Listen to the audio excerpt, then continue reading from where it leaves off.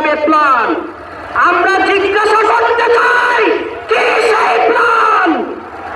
গণভোটের রায় অস্বীকার করার প্ল্যান?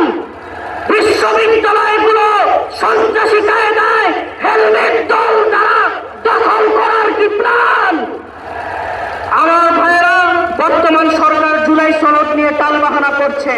আল্লাহ তাআলা কুরআনুল কারীমে ঘোষণা দিয়েছেন, জালিম শাসকের বৈশিষ্ট্য সম্পর্কে বলেছেন, ইন্নাল মুলুকা ইযা দাখালু কারিয়াতান, যখন কোন শাসক, যখন কোন স্বৈরাচার কোন জনপদ দখল করে, তখন প্রথম কাজ করে আফসাদুহা, সেই জনপদকে নিঃশেষ করে দেয়।